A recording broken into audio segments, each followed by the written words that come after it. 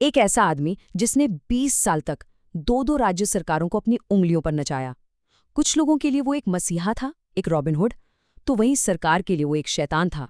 ये कहानी है भारत के सबसे खूंखार और कुख्यात अपराधियों में से एक कूज मुनिस्वामी वीरप्पन की। चलिए इस कहानी की शुरुआत इसके अंत से करते हैं। जब वीरप्पन मारा गया तो दुनिया भर के मीडिया ने हेडलाइन दी, एक राक्षस की मौत। अब आप इसी से अंदाजा लगा सकते हैं कि उसका खौफ किस लेवल का रहा होगा। ये वीरप्पन की जिंदगी के वो आखिरी पल थे, ऑपरेशन कोकून का क्लाइमैक्स। ये वो रात थी जब 338 गोलियों की गूंज ने 20 साल से चले आ रहे आतंक का हमेशा हमेशा के लिए अंत कर दिया था। यही सवाल इस पूरी कहानी की जड़ है। आखिर ऐसा क्या हुआ? कैसे कैसा जाल बिछाया गया जिससे जंगल का वो बेताज बादशाह कभी बाहर ही नहीं निकल पाया? चलिए आज इस पूरी कहानी की परतें खोलते हैं। इस मास्टरमाइंड को समझने के लिए हमें थोड़ा टाइम में पीछे जाना होगा, उस वक्त में जब एक मामूली सा लड़का जुर्म की दुनिया का सबसे बड़ा नाम बनने की राह पर निकल पड़ा था। कहते हैं कि जुर्म उसे विरासत में मिला था। अपने तस्कर चाचा से सीखते सीखते वो सिर्फ 10 साल की छोटी सी उम्र में एक शिकारी बन गया। और सोचिए, 17 साल का होते होते तो वो इंसानों का खून भी बहा चुका था। वीरप्पन की इमेज बड़ी कॉम्प्लिकेटेड थी। कुछ गांव वालों के लिए वो किसी भगवान से कम नहीं था, जो उनकी मदद करता था, उनके लिए खड़ा होता था।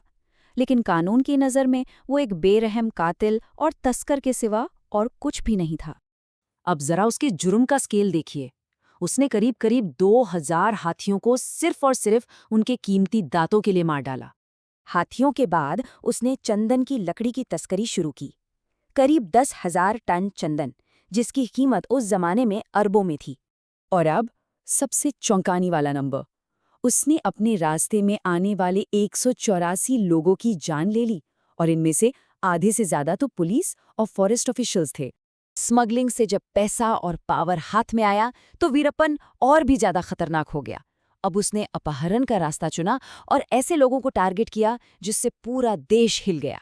साल 2000 में उसने कन्नड़ सिनेमा के लेजेंड सुपरस्टार डॉक्टर राजकुमार को किडनैप कर लिया। सोचिए, 108 दिनों तक पूरे देश की सांसें अटकी रहीं। फिर 2002 में एक पूर्व मंत्री एच नागप्पा को अगवा किया, जिनकी बाद में लाश मिली। इन किडनैपिंग्स के जरिए वो सिर्फ पैसा नहीं मांग रहा था, बल्कि अब वो पॉलिटिकल डिमांड्स भी रख रहा था।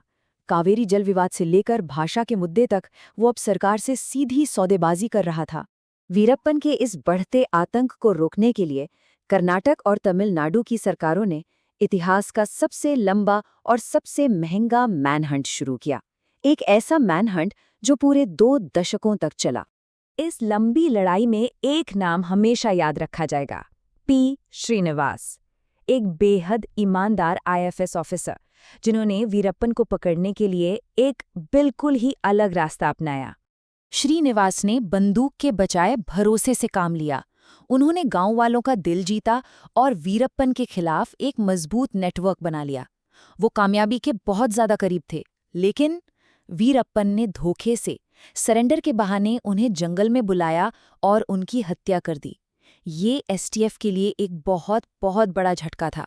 वीरप्पन को पकड़ना लगभग नामुमकिन था। क्यों? क्योंकि जंगल का चप्पा चप्पा उसकी मुट्ठी में था। खौफ के मारे कोई उसके खिलाफ मुंह खोलने को तैयार नहीं था। और जैसे ही एक राज्य की पुलिस एक्शन लेती, वो बॉर्डर पार करके दूसरे राज्य में घुस जाता। इस 20 साल लंबे चले चूहे बिल्ली के खेल में दोनों राज्यों की सरकारों ने मिलकर 220 करोड़ रुपए से भी ज्यादा खर्च कर दिए। ये भारत के इतिहास के सबसे महंगे मैनहंट्स में से एक था।